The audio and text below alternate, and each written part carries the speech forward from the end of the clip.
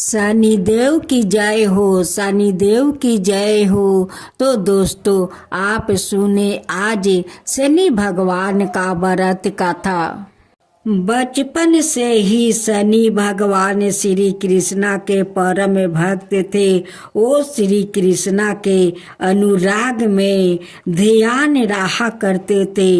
वयस्क होने पर इनके पिता ने चित्ररथ की कन्या से इनका विवाह करवा दिया। इनकी पत्नी सती साध्वी और परम तेजस्विनी थी। एक रात वो तीर्थु स्नान करके पुत्र प्राप्ति की इच्छा से शनि के पास पहुंची, पर यह श्री कृष्णा के ध्यान में मगन थे। इन्हें बाह्य संसार की सुध ही नहीं थी। पत्नी प्रतीक्षा करके थक गई। उसका त्रितु काल निष्फल हो गया।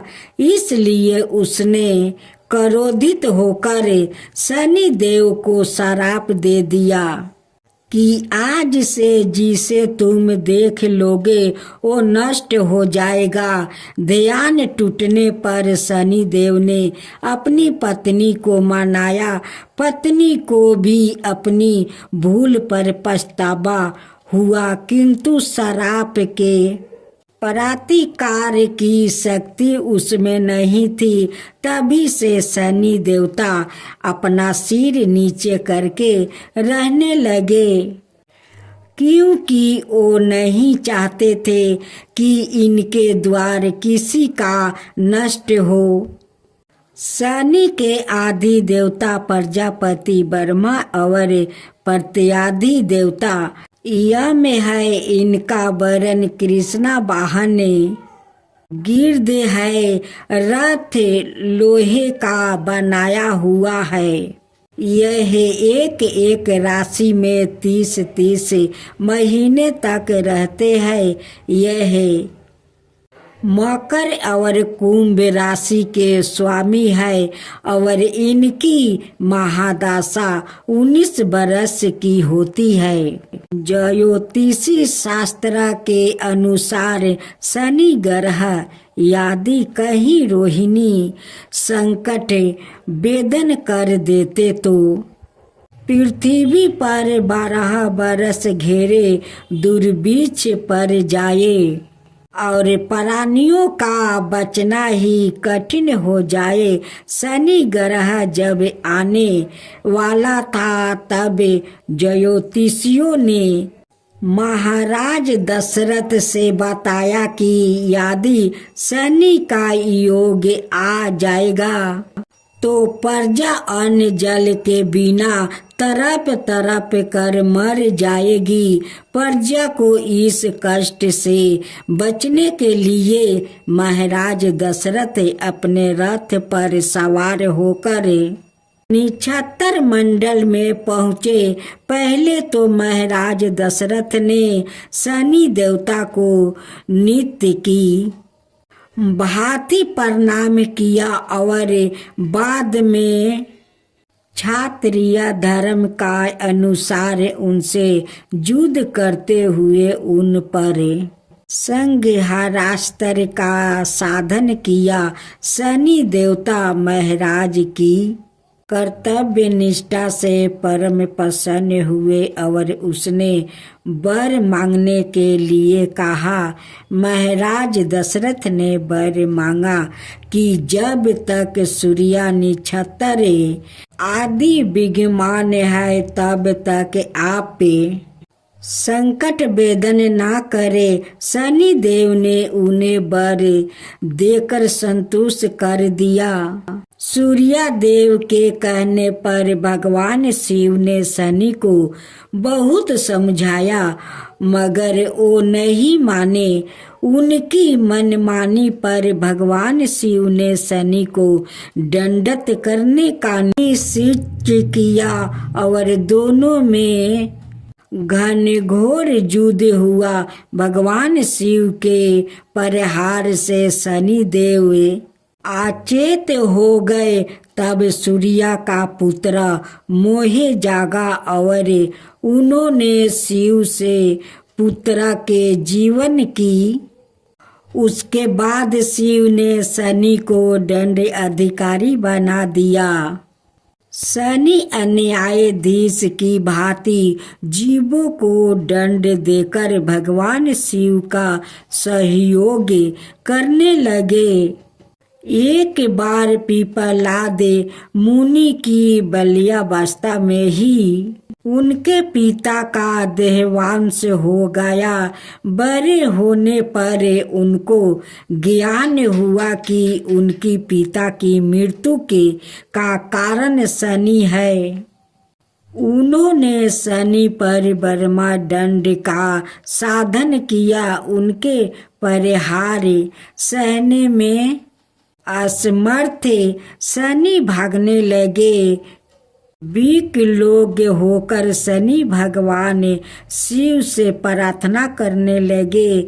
भगवान शिव ने प्रकट होकर पिपलाद मुनि को बोध करवाया कि शनि को केवल सृष्टि नियमों का पालन करते हैं। यह जानकर पिपलाद ने शनि को क्षमा कर दिया। शनि देव के कारण गणेश जी का सिर छेदन हुआ। शनि देव के कारण राम जी को वनवास हुआ। रावण का संहार शनि देव के कारण हुआ। शनि देव के कारण पांडवों को राज्य से भटकना पड़ा। शनि के क्रोध के कारण विक्रमादित्य जैसे राजा को कष्ट झेलना पड़ा। शनि देव के कारण राजा हरिश्चंद्र को दर दर की ठोकरें खानी पड़ी।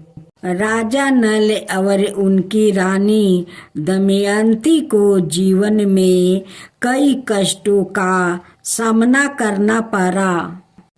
इनकी शांति के लिए मृत्यु जैन जप, नीलम धारण तथा ब्राह्मण को तिल, उड़द, भैंस, लोहा, तेल, काला वस्तु, नीलम, काली गौ, जूता, कस्तूरी और सुबिरन का दाना देना चाहिए। और सुने दूसरी कथा इस प्रकार है। शास्त्रों के अनुसार रामायण काल में एक समय शनि को अपने बल और पराक्रम पर घमंड हो गया था। उस काल में हनुमान जी की बल और पराक्रम की कीर्ति चारों दिशाओं में फैली हुई थी। जब शनि को हनुमान जी की संबंध में जानकारी प्राप्त हुई तो शनि बजरंग बली से युद्ध करने के लिए निकल पड़े। एक संत स्थान पर हनुमान जी अपने स्वामी श्री राम की भक्ति में लीन बैठे थे। तभी वहाँ शनिदेव आ गए और उन्होंने बजरंग बली को युद्ध के लिए ललकारा। युद्ध की ललकार सुनकर हनुमान जी शनिदेव को समझाने का प्रयास किया, लेकिन शनि नहीं माने और युद्ध के लिए आमंत्रित करने लगे। अंत में हनुमान जी भी युद्ध के लिए तैयार हो गए। दोनों के बीच घमासान युद्ध हुआ। हनुमान जी ने शनि को बुरी तरह परास्त कर दिया। युद्ध में हनुमान जी द्वारा किया गया परिहारों से शनि देव के पूरी शरीर में भयंकर पीड़ा हो रही थी। इस पीड़ा को दूर करने के लिए हनुमान जी ने शनि को तेल दिया। इस तेल को लगाते ही शनि देव की समस्त पीड़ा दूर हो गई। तभी से शनि देव को तेल अर्पित करने की परंपरा प्रभाव हुई। शनि देव पर जो भी व्याकृत तेल अर्पित करता है उसके जीवन की समस्त परेशानियों दूर हो जाती है और धन अभाव खत्म हो जाता है। जबकि एक अन्याय कथा के अनुसार जब भगवान की सेना ने सागर सेतु बांध लिया तब राक्षस इसे हानि ना पहुंचा सके। उसके लिए पवन सूत हनुमान को उसकी देखभाल की जिम्मेदारी सौंपी। जब हनुमान जी शाम के समय अपने इष्ट देव राम के ध्यान में मगन थे तभी सूर्या पुत्र शनि ने अपना काला कुरूप चेहरा बनाकर क्रोधपूर्ण कहा, हे बानर, मैं देवताओं में शक्तिशाली शनि हूँ। सुना है तुम बहुत बलशाली हो। आंखें खोलो और मेरे साथ युद्ध करो। मैं तुमसे युद्ध करना चाहता हूँ। इस पर हनुमान ने विनम्रता पूर्वक कहा, इस समय मैं अपना प्रभु को याद कर रहा हूँ। आप मेरी पूजा में विघ्न मत डालिए। आप मेरे आदरणीय है, कृपा करके आप यहाँ से चले जाए। जब शनि देव लड़ने पर उतर आए तो हनुमान जी ने अपनी पोंछ में लपेटना शुरू कर दिया। फिर उन्हें कसना प्रारंभ कर दिया। जोर लगाने पर भी शनि उस बंधन से मुक्त ना होकर पीड़ा से व्याकुल होने लगे। हनुमान ने फिर से सेतु की परिक्रमा कर शनि के घमंड को तोड़ने के लिए पत्थरों पर पोंछ को झटका दे देकर पटकना शुरू कर दिया। इससे शनि का शरीर लहूलुहान हो गया, जिससे उनकी पीड़ा बढ़ती गई। तब शनि देव ने हनुमान जी से प्रार्थना की कि मुझे बंधन से मुक्त कर दीजिए। मैं अपने अपराध की सजा पा चुकी हूँ, फिर मुझसे ऐसी गलती नहीं होगी। तब हनुमान जी ने जो तेल दिया उस घाव पर लगाते ही शनि देव की पीड़ा मिट गई। उसी दिन से शनि देव को तेल चढ़ाया जाता है, जिससे उनकी पीड़ा शांत हो जाती है और वो प्रसन्न हो जाते हैं। शनि को तेल अर्पित करते समय ध्यान रखें। ये बात शनि देव की प्रतिमा को तेल चढ़ाने से पहले तेल में अपना चेहरा अवश्य देखे। ऐसे करने पर शनि को दोषों से मुक्ति मिलती है। धन संपत्ति कार्यों में आ रही है रुकावट दूर हो जाती है और सुख समृद्धि बनी रहती है। धर्म गृहस्थों में भगवान शिव के अनेक अवतारों के बारे में बताया गया है, लेकिन बहुत कम लोग शिव के इन अवतारों के बारे में जानते हैं। इन्हीं अवतार में एक ऐसा अवतार है जिन्होंने शनि देव पर भी प्रहार किया था, जिसके कारण शनि देव की गति मंद हो गई। पुराणों के अनुसार भगवान शंकर ने अपने परम भक्त दधीचित मुनि के यहाँ पुत्र रूप में जन्म लिया। भगवान ब्रह्म ने इनका नाम पीपललद्ध रखा। जन्म लेने के बाद ही इनके पिता की मृत्यु हो गई। बड़े होने पर पीपललद्ध को अपने पिता की मृत्यु का कारण शनि देव की कृत दुष्ट के बारे में पता चला, तब उन्होंने क्रोधित होकर शनिदेव के ऊपर ब्रह्मदंड का परिहार किया। शनिदेव ब्रह्मदंड का परिहार नहीं सह सकते, इसलिए वो उसने डर कर भागने लगे। तीनों लोकों की परिक्रमा करने के बाद भी ब्रह्मदंड ने शनिदेव का पीछा नहीं छोड़ा और उनके पैर पर आकर लाग गया। इससे शनि के दोनों पैर टूट गया। शनिदेव दुखी होकर भगवान शिव को पुकारने लगे। भगवान शिव ने आकर पीपालद का क्रोध शांत किया और शनि की रक्षा की। इस दिन से ही शनि पीपालद से भय खाने लगे।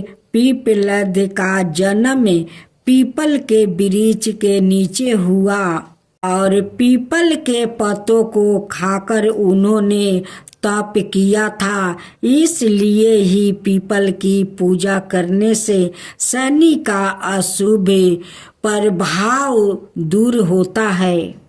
भगवान शिव की प्रार्थना पर पीपालद ने शनि को इस बात पर क्षमा किया कि शनि जन्म से लेकर 16 साल तक की आयु तक के शिव भक्तों को कष्ट नहीं देखे। अगर ऐसा हुआ तो शनिदेव भस्म हो जाएंगे। शनिदेव की जय हो, शनिदेव की जय हो, शनिदेव की जय हो, शनिदेव की जय हो। एक समय की बात है कि 9 ग्रहों के बीच श्रेष्ठता को लेकर विभेद हो गया। सभी ग्रहों देवराज इंद्र के पास पहुँचे कि यह आप फैसला करके बताइए कि हमें 9 ग्रहों में कौन श्रेष्ठ है। देवराज इंद्र ने इस समस्या का समाधान करने के लिए सभी ग्रहों को राजा विक्रमादित्य के पास भेज दिया। यह कहकर कि पृथ्वी पर इस समय बहुत ही अन्याय प्रीति राजा विक्रमादित्य उज्जैनी में राज करते हैं। आप उनके पास ही यह प्रश्नों लेकर जाए। सभी ग्रह राजा विक्रमादित्य के पास पहुँचे कि यह बताइए कि हम सभी ग्रहों में कौन श्रेष्ठ है। ग्रहों के लेकर इस प्रश्नों को सुनकर राजा विक्रमादित्य सोच में पड़ गया, क्योंकि किसी को भी छोटा बताया तो वह नाराज हो जाएंगे। राजा ने प्रश्न का उत्तर देने के लिए एक युक्ति निकाली।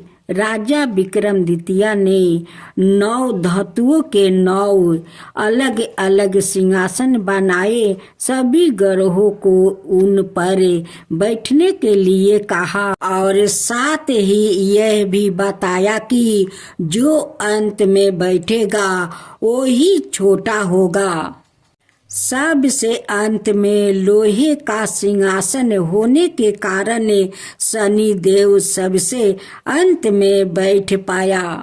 शनिदेव को लगा कि राजा विक्रमादित्य ने उनके साथ छल किया है और वो क्रोधित हो गया। राजा विक्रमादित्य की डेढ़ सती आई तो एक दिन शनि महाराज घोड़े के व्यापारी बनकर विक्रमादित्य के पास आए। राजा विक्रमादित्य ने एक घोड़ा पसंद किया और उस पर सवार हो गए। यही पर विक्रमादित्य शनि के फेर में फंस गए। घोड़ा राजा विक्रमादित्य को घने जंगल में ले जाकर गायब हो गया। राजा विक्रमादित्य भटकते हुए एक नगर में पहुँचे। वहाँ एक सेठ की दुकान पर राजा ने जल पियाया और विश्राम करने लगे। संध्या बस से उस दिन सेठ की अच्छी कमाई हुई। सेठ को लगा कि यह बेयाकित उसके लिए भाग्यशाली है और उस पर दया करके अपने साथ घर ले आया। जब सेठानी भोजन लगा रही थी तब अचानक राजा ने देखा कि सामने की दीवार पर खूंटी में हार लटक रहा है जिसे दीवार निगलता जा रहा है। सेठ को लगा कि खूंटी पर लटकाता हार उसे अपरिचित ने चुराया है, तो उसे हार के बारे में पूछने लगा। राजा विक्रमादित्य ने अपनी असली परिचय छुपा लिया था और खुद को बीका नाम का उजियान बासी बताया था। इसलिए सेठ को जब बीका ने बताया कि हार दीवार निगल गया है तो उसे यकीन नहीं हुआ और उसने राजा से हार चोरी की शिकायत कर दी। राजा ने विक्रमादित्य से हार के बारे में जानना चाहा तो उसने बताया कि उसके देखते ही देखते खूंटी ने हार को निगल लिया था। इस बात पर राजा क्रोध हो गए और उन्होंने चोरी करने के अपराध में विक्रमादित्य के हाथ पैर कटवाने का आदेश दे दिया। राजा विक्रमादित्य के हाथ पैर कटवाकर उनको नगर की सड़क पर छोड़वा दिया गया। कुछ दिन बाद एक तेली उसे उठाकर अपने घर ले गया और उसे अपने केलू पर बैठा दिया। राजा आवाज देकर बैलों को हाँकता रहा। इस तरह तेली का बैल चलता रहा और राजा को भोजन मिलता रहा। शनि के प्रकोप की 7.5 पूरी होने पर वर्षा ऋतु शुरू हुई।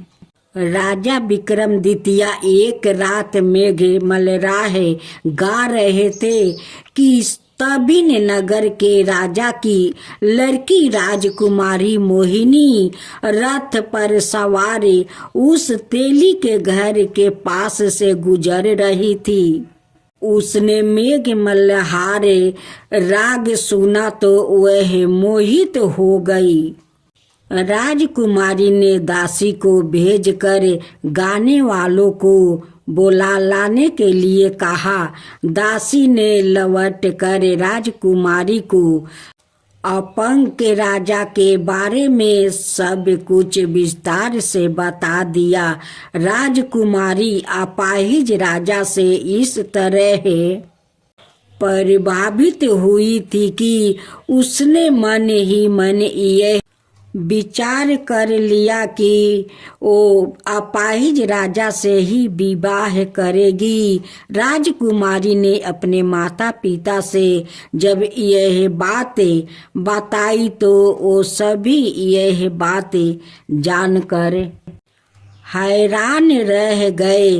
रानी ने मोहिनी को समझाया, बेटी तुम्हारे भाग्य में तो किसी राजा की रानी होना लिखा है, ऐसे में तुम उस अपाहिज से विवाह करके अपना पाँव पर कुल्हाड़ी क्यों मार रही है।